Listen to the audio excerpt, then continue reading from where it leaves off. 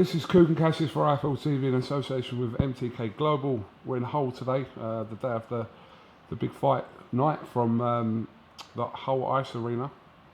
I'm joined by Rakeem Noble. How are you, sir? I'm doing good. Yourself? Yeah. People can't see your full attire, but you're in a Pokemon onesie at the moment. Performance tonight will be electrifying. Electrifyingly shocking, I can guarantee you that. You know what? I saw you, and I don't know how many people clocked it, but I saw you just before you weighed in yesterday. You had this on yesterday, but you sort of quickly had it off. So, but It's the most comfortable thing to keep warm in whilst you're out and about on your daily activities. When you're at home, you wear it, keeps you warm. Why not wear it underneath your tracksuit bottom as you go to a weigh-in? definitely. I mean, I've never really got on the whole onesie vibe. I don't know why. You need to invest in one. Yeah. Worthwhile. I've got like 4. You got 4? Seriously, I've got like 4. Yeah. Are they all Pokemon or are they different ones? One Pokemon, one Spider-Man, one Skeleton, one Naruto. Yeah. Skeleton? What Skeletor? Is it He-Man Skeletor? No, just like a base skeleton. Oh, skeleton. Skeleton. Gotcha. Oh, I might have to think about this. It'd be weird if me and you were both wearing one in an interview, though, wouldn't it? It might look a bit crazy. No, not at all. It's 2017. Anything can happen. Anything.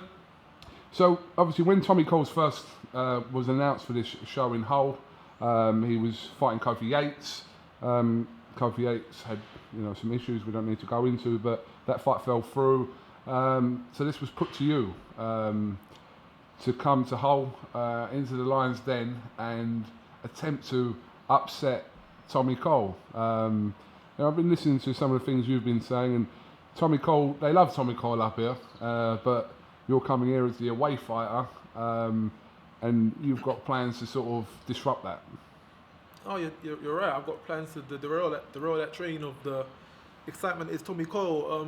Fighters like myself, we've been fighting on the small hall shows from the beginning of our career. We've been selling tickets, balancing jobs, balancing everything around boxing.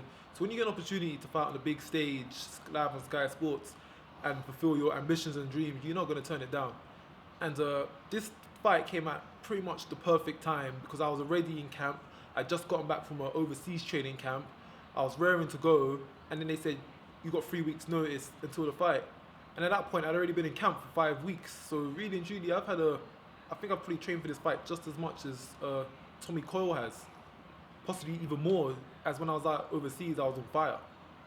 How much of Tommy Coyle had you seen, obviously, prior to the fight being announced with yourself and him? Yeah, I've seen quite a bit of Tommy. He's a regular Sky fighter, isn't he? So you see him every couple of months on Sky in some interesting fights. Me personally, when I know I'm fighting someone, I don't study their video breakdown too much. I might watch it a couple of times, get an idea of what they're bringing to the table, what they're about, and I'll leave it from there. I think it was Nigel Ben who made a quote along these lines. I'm not gonna let myself get beat up over video footage. So I watch it 1 or 2 times, then I'll take it from there. I think in this whole situation, the Achilles heel in this is that they have no video footage, or they have little video footage of me. The only fights of me you're gonna find on YouTube is my debut and maybe my 2nd and 4th fight.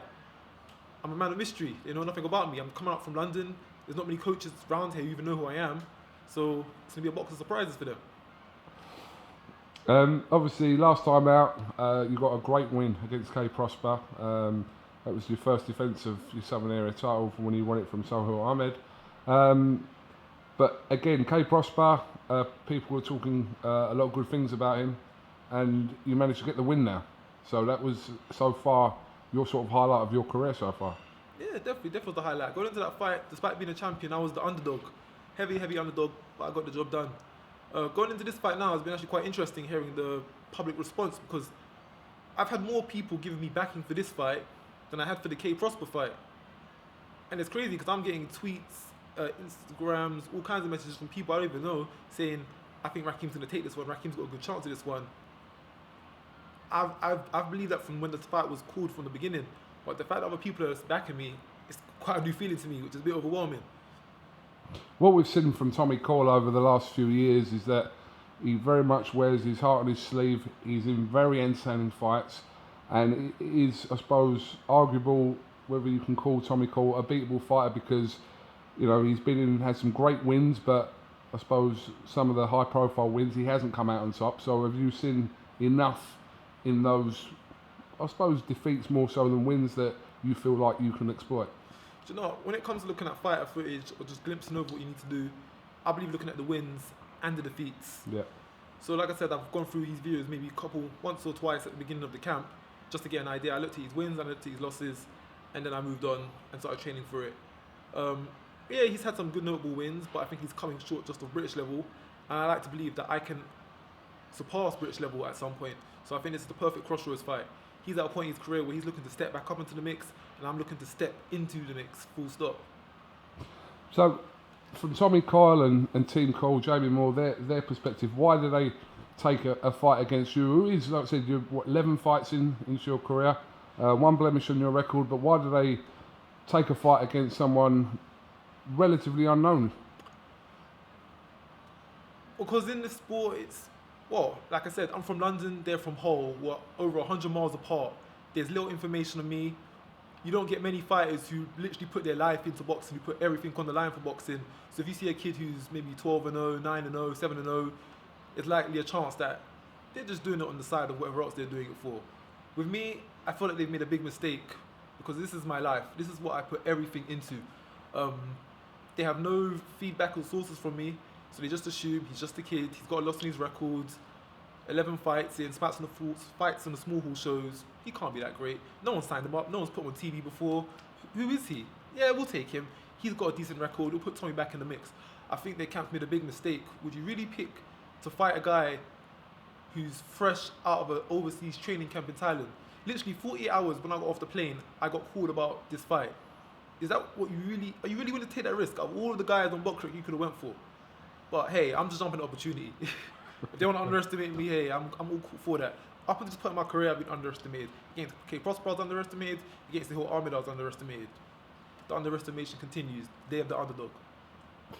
I mean, talk to me about, for people that are sort of not aware of this, you know, we kind of see not we, but people kind of see these bright light big city fights, if you like, on Sky Sports and think that it's all, you know, TV fights and earning loads of money, but when you're on the small hall circuit and you're trying to sort of build your name, you're waiting for your opportunity to come to a night like this. You know, what does that mean to you that you've got that call now, you know, in your 12th fight, a big opportunity here for you? It means so much. It means the world right about now. In November, I went on Spencer Fearon's show, the podcast, Toe to Toe, and I said to myself, you know, I've got my foot in the Sky Sports door. My foot is now in the door. I'm not taking it out. I'm barging my way through. So when they, a couple months later, called me up about fighting in Hull on the Matchroom show, live, okay, now I've got my foot and my arm and my torso in the door, and I'm forcing my way through now. You don't have let me in, you don't made a mistake. I'm like a Jehovah's Witness. They knock on your door and you open up to them. They're not leaving until you sign up and follow their way. That's me. I am not leaving now that you let me in. Now you see my face, you're going to be seeing it for a while now.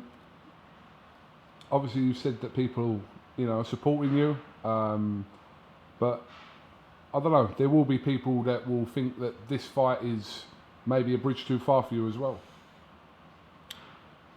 According to some people, my last fight was a bridge too far, but you know, I came on top of that. There's a thing about hype. When fighters or individuals have a big backing, a big following, it's easy for other people to follow that hype or believe in them. When you've got a man who's got only maybe 10 people saying, yeah, he's good, that's not enough coverage, that's not enough spread.